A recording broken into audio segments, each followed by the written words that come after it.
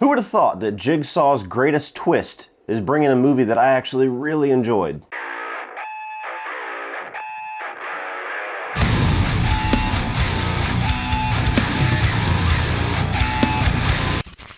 What is going on, guys? Well, I am still here in Austin, Texas, attending Fantastic Fest. Today is actually the last day of the festival before I head home, so that is the reason why you see me using Uncle Sean's background. And last night was the final of 4 secret screenings at the festival, and it turned out to be the premiere of Saw X. Now, as a lot of you guys know that have been following me for a while, I'm not the biggest fan of Saw. I've been there since day one, and I really enjoyed the first movie, much more so when it first came out. Always been a pretty big fan of the second one. I like the third one. Saw 4 all the way to Jigsaw, I could care less if I ever watch any of those movies again. And while Spiral certainly had its issues, I actually liked some of the different directions that it was going that it seems like we're probably never going to follow up on. So it's a franchise that more than half of it isn't really my thing. And so when they announced that they were going to do yet another reboot and they were going to be going back to the beginning, we're going to have John Kramer as a character again, they're going to splice it between 1 and 2, I admittedly was very pessimistic about it just because of how the franchise had let me down many more times than not in recent memory.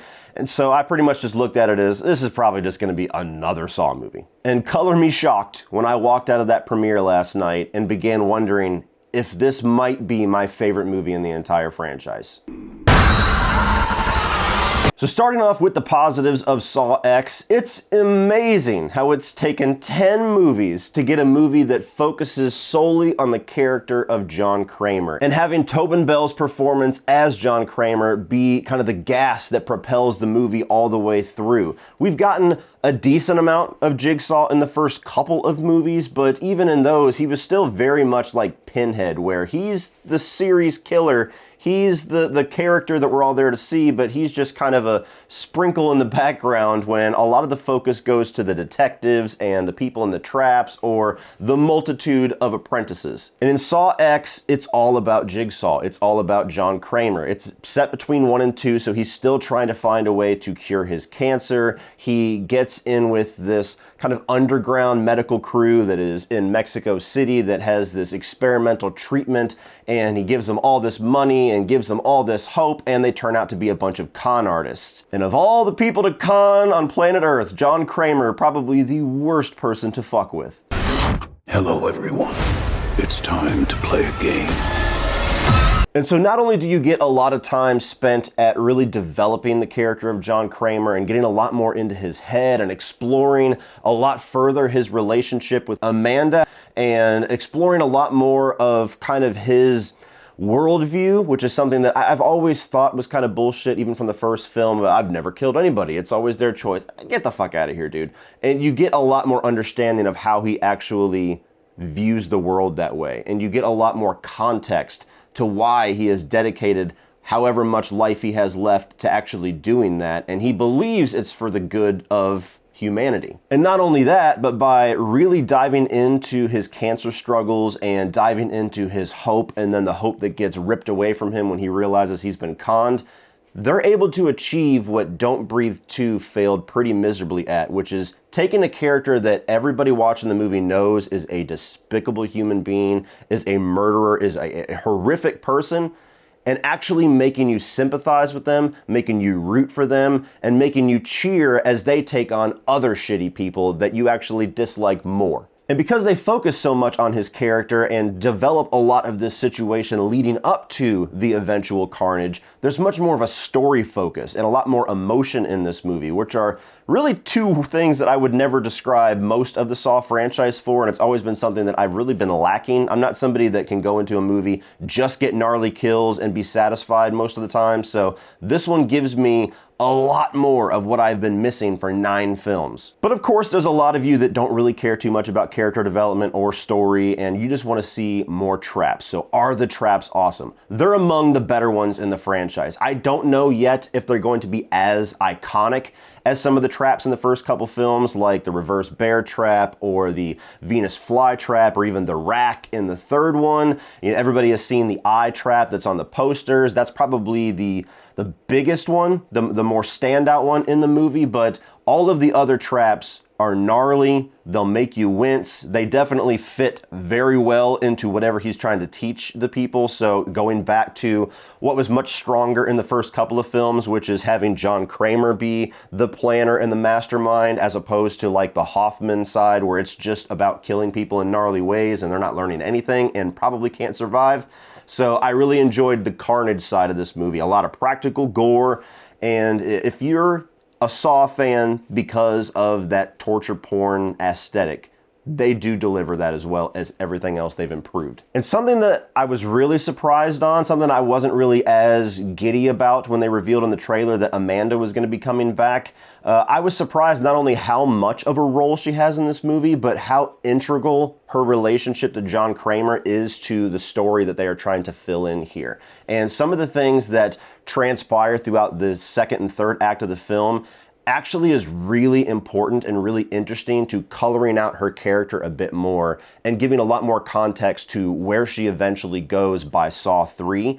And I really was surprised by that. And I was surprised how much I was actually invested as the movie goes on seeing her character change and seeing how some of her worldviews get twisted by the events of Saw X. Another element that I loved, and it certainly helped seeing this movie in a Fantastic Fest crowd to really bring out how good this element was, that I have not experienced with any of the other films, is there's a really sharp sense of humor to Saw X. Like, it's kind of darkly humorous. Some of it's kind of, it almost feels like unintentional humor because it's so subtle, but there's so many moments throughout the movie where John Kramer or Amanda will say something that got a huge laugh out of the theater, because they're playing it dead serious, but with the knowledge and the context of the other films, you have a different view of what they are saying that makes it darkly humorous. Like, without going into too much detail, as I said earlier, I've always kind of called bullshit on his worldview and the people that say that John Kramer's actually never killed anybody and that's what makes him unique. And I'm like, no, that's not exactly true. This is the first movie in the franchise that kind of acknowledges that it's bullshit in a very tongue-in-cheek way, and I absolutely loved that. It was one of the bigger laughs that I got out of the night. They also did a really good job at not only giving you a reason to hate and want to see these people tortured that he is going after, but they give a lot of focus to kind of the main person of that group, that for the first time you kind of have like a villain for Jigsaw that feels like a really well-written foil to his character. And that's something that, again, a lot of elements to Saw X are something that we have not seen in this franchise before because it's been so formulaic up to this point, that those elements really make this one stand out and feels like they actually took their time in the break from Spiral to now to make this movie as unique and as jam-packed with all of these story elements and unique elements to this franchise as they could. And the final thing that I will say, that I'm not going to get into any detail with whatsoever, they do a really good job at making this movie be a necessary piece to fit in between Saw 1 and 2. It doesn't just feel like extra fluff, extra lore, extra details that we didn't really need. It doesn't fall into the traps that typical horror prequels do, where they're just finding things to talk about to waste the time. And also, with that being said, the movie ends in a point to where this could be just a really good standalone little middle chapter between 1 and 2 that actually merits its existence. But there's certain things about it that I could see them still finding ways to further explore in other movies if this ends up being successful. So they bookended it in a really nice way to where it's not going to be unsatisfying if this is it, but there's a lot of places they can go if they want to go further. Moving on to the negatives, really a couple of things that I think most people watching a Saw film aren't going to be that worried about or even care that much about, but they certainly stood out to me a little bit. The number one is that there's certain traps, there's certain pieces to the traps in the games in this that I felt like really stretched logic and really stretched believability, to where you're looking at it and you're like, yeah, that's gross and that's pretty extreme, but I don't think anybody could physically do that. Like, I feel like they would go into shock immediately.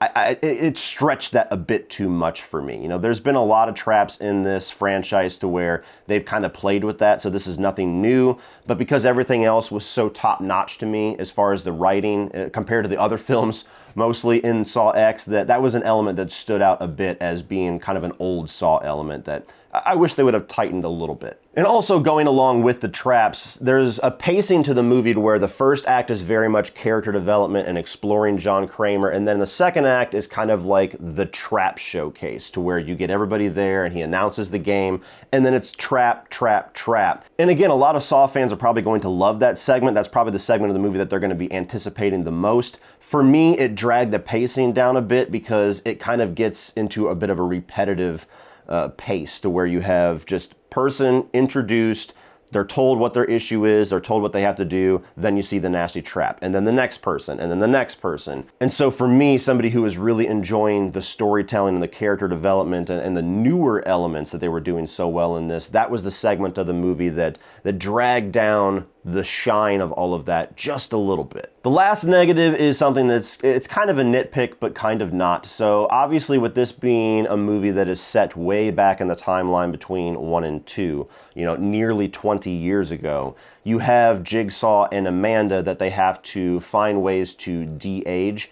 And they're able to do that very successfully with Tobin Bell, because he was already like in his 60s in the first film, and they make him look very peaked and decrepit because he is dying of cancer. So immediately you believe him being in that timeline. Amanda, however, the method that they use is giving her one of the worst wigs that I have ever seen to try to make her haircut like a compromise between part 1 and part 2, where it's really short.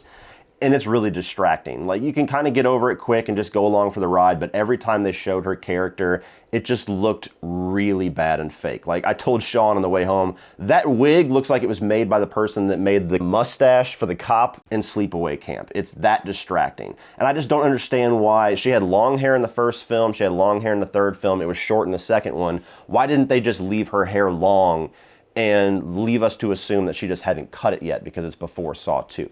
I don't know. I don't know what the creative decision was there. I don't know if maybe her hair was just really short and there was no way to grow it in time for the production, but the wig looked bad. All in all, guys, I am shocked how much I enjoyed this. I don't want to overhype it for everybody. If you are a diehard Saw fan and you have loved these movies from the beginning, and some of the Saw films are some of your favorites of all time, this one might not measure up to those just for nostalgia purposes and you just remembering how impacted you were by the ending of 1 or 2. But for me, somebody who has been casual at best fan of this franchise, and even the ones that I really like, the first 3, they're not favorites of all time for me. This movie delivered most of what I have been missing from this franchise, and I need to think on it and rewatch a couple of the movies, but this has a strong chance of being my favorite of the franchise and actually getting me excited for the future of Saw, which I've never been able to say before. Well, that's it for this one, guys. If you enjoyed that, please click over here for all of my 2023 new release reviews, and I'm also going to put my review of